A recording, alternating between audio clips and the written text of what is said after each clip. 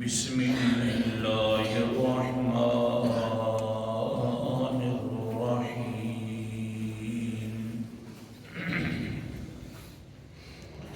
من ذا الذي يشفع عنده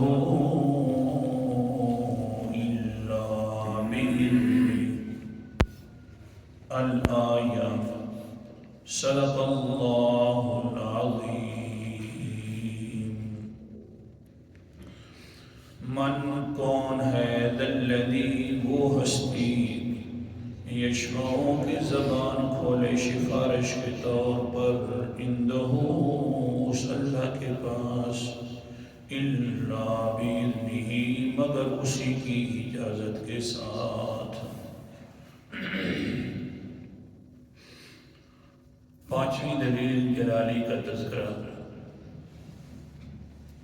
اور ساتھ ہی یہ کوشش کر رہا تھا کہ ایک بہت بڑا بدبخت انسان ہوگا جس کے بارے میں قرآن شفاعت سے حضور صلی اللہ علیہ وسلم کو روک دے گا۔ اس سے بڑا بدبخت دنیا کائنات میں نہیں ہے۔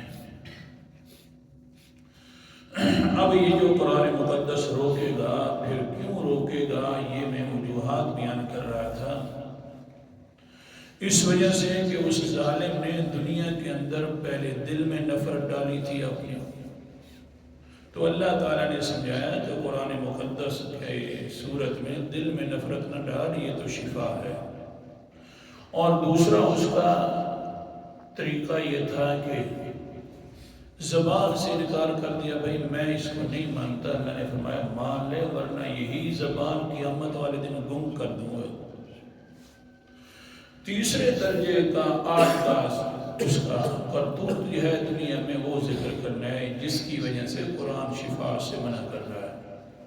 ہر چیز سمجھ گئی ہے، سمجھا دی ہے، اور پھر بھی انکار کرنا تو پھر تو واقعتاً ایسا انسان شفا سے محروم ہونا چاہیے۔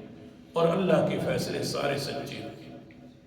اللہ ہی نے تو یہ اختیار دیا کہ ہے قرآن اس وقت انہیں شفا سے منع کر دینا پیغمبر کو۔ اللہ کے فیصلے سارے سچے ہیں اور سب سے زیادہ بہترین فیصلے کرنے والی ذات اللہ تعالیٰ کی ہے۔ اب تیسرا درجہ دیکھیے اور پہلے قرآن مقدس کی حکایت ہے کہ اللہ تعالیٰ فیصلے صحیح فرماتا ہے۔ اعوذ باللہ من الشیطان الرجیم، بسم اللہ الرحمن الرحیم۔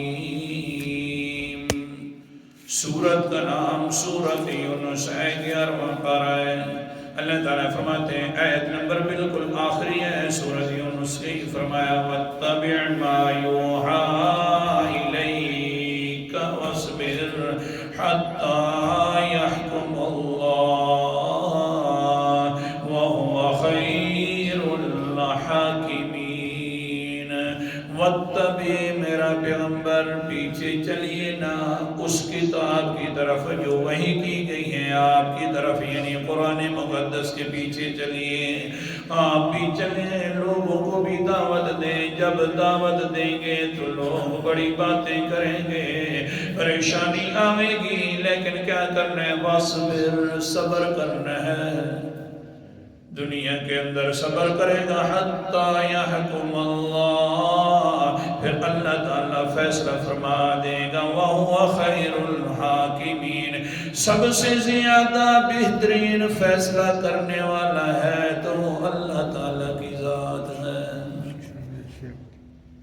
فیصلہ تو کرے گا، قیامت والے دن فیصلہ ہو رہا ہے، شفا سے محروم ہو رہا ہے، بڑا بدبخت۔ کیوں؟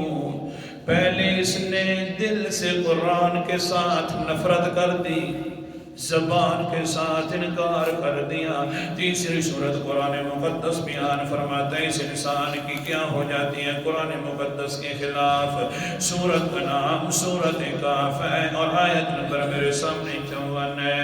اللہ تعالیٰ فرماتے ہیں وَلَقَدْ صَرَّفْنَا فِي هَذَا الْقُرْآنِ لِلنَّاسِ مِنْ كُلِّ مَثَلٍ، پھر ہم پکی بات ہے قرآن مقدس کے اندر اندر پھیر پھیر کر مثالیں بیان کرنا شروع کر دیتے ہیں تاکہ لوگوں کو قرآن مقدس والا مسئلہ سمجھ آ جائے. وَقَالَ الْإِنسَانُ أَكْثَرَ شَيْءٍ جَدَلًا اور انسان بہت زیادہ آگے سے جھگڑنا شروع کر دیتا ہے. پہلے تو زبان سے انکار کیا اب جھگڑنے لگ گیا. جھگڑے سے زیادہ کوئی اور صورت تو نہیں ہو سکتی. لیکن یہ جو انسان ہے جھگڑنے والا کون جھگڑا کرتا ہے؟ قرآن مقدس کا قرآن کا درس ہو رہا آگے سے جھگڑا کیا جا رہا ہے. کون زیادہ جھگڑا کرتا ہے؟ اللہ اکبر کبیرہ. سورت کا نام سورت مومن ہے. 24واں پارہ ہے. اللہ تعالیٰ فرماتے ہیں ما یجادل فی آیات اللہ. آیت نمبر میرے سامنے 4 ہے اور 24واں پارہ ہے. ما یجادل فی آیات اللہ الا الذین کفروا. نہیں جھگڑا کرتے اللہ کی آیات کے اندر مگر کافر لوگ. حوالہ دکھا رہا ہوں. قرآن مقدس کا مقابل جو بنتا ہے وہ مومن نہیں بنتا. جھگڑا کرنے والا اور نہ ماننے والا اور پھر دھڑے بازی بنانے والا قرآن مقدس کے خلاف کہا جاتا ہے جناب نہ جاؤ قرآن پاک کی طرف. یہ جو ہے علماء کا کام ہے سمجھنا اور سمجھانا. اس کے لیے 16 اور 17 فنونوں کی ضرورت ہوتی ہے تب یہ سمجھ آتا ہے. ہاں یہ جو اس طرح کے مولوی ہوتے ہیں اور قرآن پاک سمجھانا شروع کر دیتے ہیں اصل کے اندر لوگ گمراہ کرتے ہیں جناب. وہ سمجھانے والے قرآن پاک کا فیصلہ ہے جو قرآن مقدس کے خلاف جھگڑے وہ مومن نہیں ہے. حوالہ سامنے ہے. اللہ جی فلا یغررک تقلبهم فی البلاد. رب کائنات جی لیکن جو آگے مد مقابل ہوتے ہیں ان کے پاس بڑی شاہانہ زندگی ہوا کرتی ہے. اللہ جب یہ کافر بن گئے ہیں مقابلہ قرآن کے خلاف کر رہے ہیں کیسے یہ پھر اونچی ٹھاٹھ باٹھ والی زندگی گزارتے ہیں. اللہ نے فرمایا انسان فلا یغررک تقلبهم فی البلاد. ان کا جی آنا جانا شہروں کے اندر رہنا بہت زیادہ اپنے آپ کو اونچا سمجھنا آپ کو پریشان نہ کرے. میں نے خود انہیں کو یہ مقام دیا ہے. خیر ہے جھگڑ لو قرآن مقدس کے ساتھ اور زیادہ نافرمانی کر لو میں نے یہ خود ہی دیا ہے. سورت کا نام سورت نام ہے اللہ اکبر کبیرہ اور 7واں پارہ ہے. آیت نمبر میرے سامنے 44 ہے. فَلَمَّا نَسُوا مَا ذُكِّرُوا بِهِ فَتَحْنَا عَلَيْهِمْ أَبْوَابَ كُلِّ شَيْءٍ. جس وقت انسان جو نصیحت نامہ میں نے اتارا ہے اس کو بھول جاتا ہے مخالفت کرتا ہے تو میں کیا کرتا ہوں فتحنا علیہم ابواب کل شیء. اس کے اوپر ہر چیز کے دروازے کھول دیتا ہوں تاکہ سکون سے رہے. قرآن مقدس ہے. خیر ہے اور زیادہ میری مخالفت کرے کر لے تاکہ پتہ چل جائے مخالف بھی یہ انسان ہے اور قرآن مقدس کے ساتھ محبت کرنے والا یہ ہے. اپنے فوراً میں پکڑ لوں آ کر جس وقت اس نے جھگڑا تو بس فوراً ہی میرا عذاب والا کوڑا برس جائے تو پتہ نہیں لگے گا لوگوں کو کہ کون مخالف تھا تاکہ یہ زیادہ فراوانیاں چڑھے گا تو اور مخالفت کرے گا دنیا کے سامنے آ جائے گا. پھر حتی اذا فرحوا بما اوتوا اخذناهم بغتة فإذا هم مبلسون.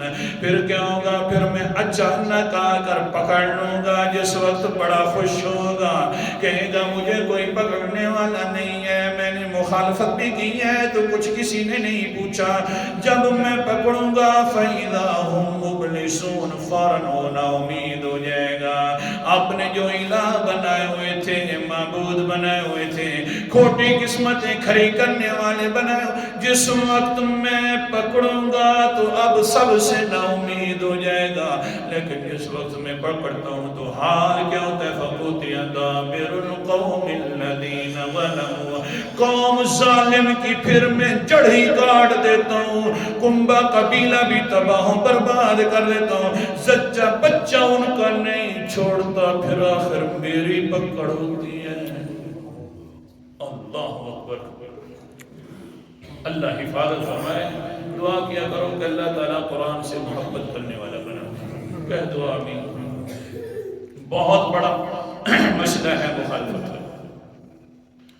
اللہ اکبر کبیرہ. ہاں زچہ بچہ کچھ نہیں چھوڑتا, تباہ و برباد کر کے رکھ دیتا ہوں. اللہ جی پھر کیا ہوتا ہے؟ اللہ فرماتے ہیں پھر جس وقت یہ سارے ظالم تباہ ہو جاتے ہیں تو پھر صرف تعریفیں ہوتی ہیں تو میری ہوتی ہیں. والحمدللہ رب العالمین. سارے لوگ تعریفیں کرتے ہیں اللہ تعالیٰ کی. یہی تعریف مجھے بڑی پسند ہے. لوگ دوسروں کی تعریفیں کرے تو لوگ میری زیادہ کرنی چاہیے نا. ہاں پھر یہ ظالم لوگ تو نہیں پہ رہتے. اللہ اکبر کبیرہ. پھر سنیے نا, ایک ابی بن خلف ہے, بڑا ظالم ہے, قرآن مقدس کا مقابل ہے, جتھا بنا لیتا ہے, لوگوں کو اکساتا ہے, قرآن مقدس کے خلاف ہے. ایک دن آ گیا کہنے لگے اے اللہ کے رسول, اپنے آپ کو کہنے والا مشرک تھا بہت بڑا, کہنے لگیا سن لے میں نے ایک گھوڑا پالا ہوا ہے, روزانہ کے 7.5 کلو گندم کھلاتا ہوں, تیرے خلاف پالا ہوا ہے, بڑا قرآن سناتا ہے لوگوں کو, میں نے اسی پر بیٹھ کر تجھے قتل کرنا ہے. حضور صلی اللہ علیہ وسلم نے فرمایا نا نا انشاءاللہ میں نے تجھے قتل کرنا ہے. اللہ وہ آگے سے کہتا ہے میں کروں گا, ایسا گھوڑا پالا ہوا ہے, روزانہ میں خدمت کرتا ہوں. آگے سے پیغمبر نے فرمایا تو نہیں کرے گا, انشاءاللہ میں تجھے قتل کر دوں گا. پھر کیا ہوا؟ اللہ اکبر کبیرہ. ایک دن بوسیدہ ہڈی لے کر آ گیا, کہنے لگیا یا محمد ان اللہ قد بعث هذا.